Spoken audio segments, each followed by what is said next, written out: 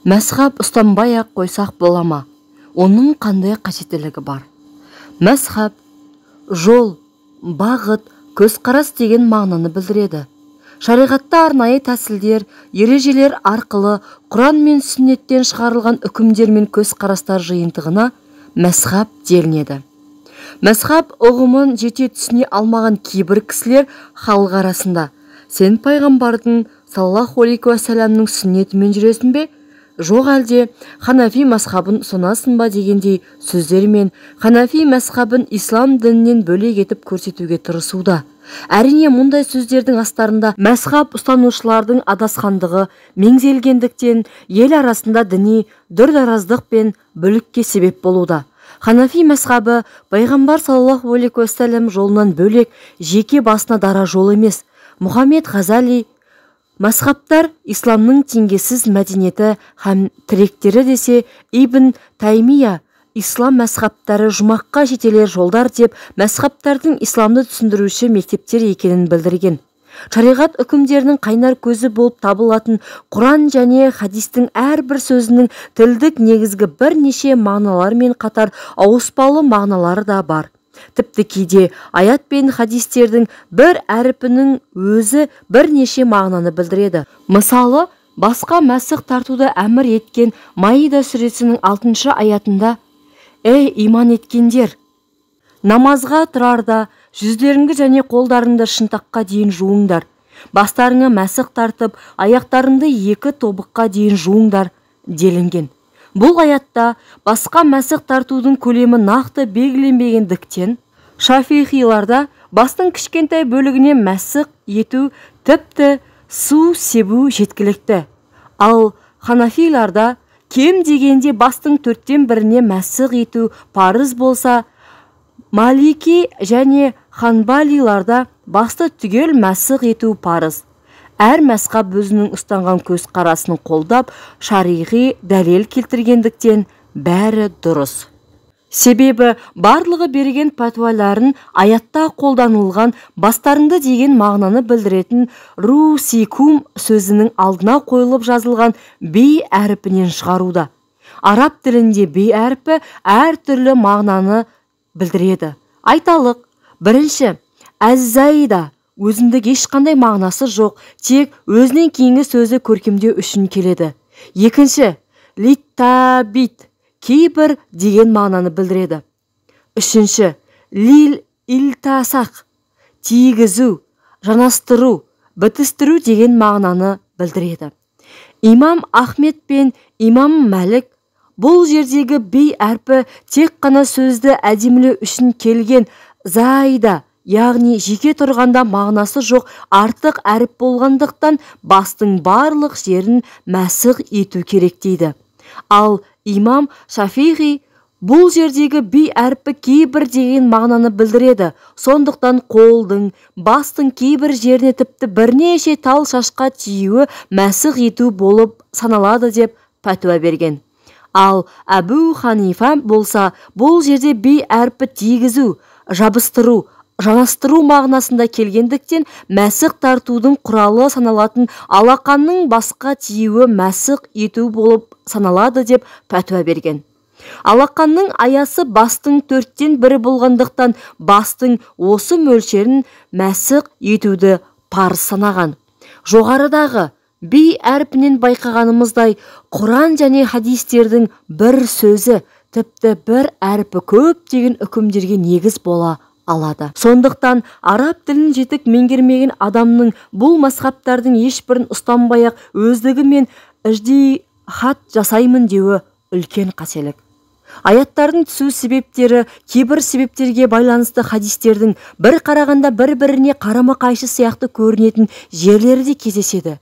Және хадистердің сахих лазитихи, сахих лиғайрихи, хасан лизатихи, хасан лиғайрихи, әлсіз, жалған, мутауатир, ахад, мәшһүр, зариб сияқты қуаттылық жағынан үкім шығаруда үлкен әсерлі дәрежелері бар. Бұларды кез келген қарапайым адам тереңнен талдап, ара жігін ажыратып, шариғи үкім шығара алмайды. Алла тағаланың өзі барлық мұсылмандарды мұндай ауыр жүктен міндеттемейді. Керісінше, Құранда білмесеңдер, білім иелерінен сұраңдар деп білім иелеріне жүгінуді жүктеген. Сондықтан пайғамбарымыз саллаллаху алейхи уассалам бақилық болғаннан кейін сахабалар мен табиғиндердің Хижаз аймағындағылары Абдуллах ибн Омардан, ал Куфадағылары Абдуллах ибн Мәсғуд сынды ғалым сахабалардан пәтуа сұрап, солардың айтқан үкімдерін негізге алып амал еткен болатын. Ендеше ана тілдері арабша әрі Мұхаммед саллаллаху алейхи уассалам пайғамбарды көздері көрген сахабалардың және сахабаларды көзі көрген табиғиндердің өздері діни мәселелерде араларындағы білімділерге жүгінген болса, кейінгі ғасырлардағы адамдардың Әбу Ханифа секілді Құран іліммен қоса хадис ілімін, мантық қисын, фих негіздерін, сахаба пәтуалары мен басқа да ғұламалардың көзқарастарын, тағы басқа ислами ілімдерді жетік біліп, әрбір аятты зерделеп, мыңдаған хадисті мұқият зерттеген мүжтәһид ғалымдардың шығарған үкімдерімен жүруге қаншалықты зәру әрі мұқтаж екенін айтпаса да түсінікті. Ал өз бетінше әрекет еткен адамның ақиқаттан адасуы әрі өзгелерді де шатастыруы әбден мүмкін. Бейне бір асау толқынды теңізге желкені жоқ әлсіз қайықпен шыққан ақылсыз бейшараға ұқсамақ. Міне, сондықтан Ханафи мазхабы исламнан бөлек, пайғамбар саллаллаху алейхи уассаламның сүннетінен өзгеше жол емес. Керісінше, Құран аяттары мен хадистерде білдірілген ақиқаттарды анықтап, үкімдерді халыққа түсіндіруші мектептердің бірі болмақ. Мазхаб ұстанбаймын деген қатардағы адамның мысалы мынаған ұқсайды. Физика ғылымында ғалымдардың анықтаған тұрақты формулалары бар. Қарапайым адамдар сол формулаларды пайдалана отырып есептерін шығарады. Ал оны қолданбаймын деп бас тартқандар өздері сондай формулаларды ойлап табуы ләзім. Ал ол үшін ондай адам зеректілік пен ыждахат бойынша өзінің алдындағы оқымысты ғалымдардан да асып түсіп, білімі олардан да терең болуы қажет. Олай болмаса, бұрынғы формулаларды қолданбаймын деуі бекер. Міне, дәл осы тәрізді мазхаб ұстанбаймын деген адам да имам Әбу Ханифа, имам Мәлік, имам Шафиғи, имам Ахмад ибн Ханбал секілді мүжтәһидтік дәрежеге жетпеген жан болса, мазхабсыз жүрем деуі бос әурешілік.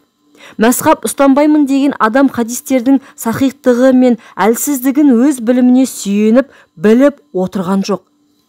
Хадис ғалымдарының хадистерге берген анықтауына жүгініп отыр.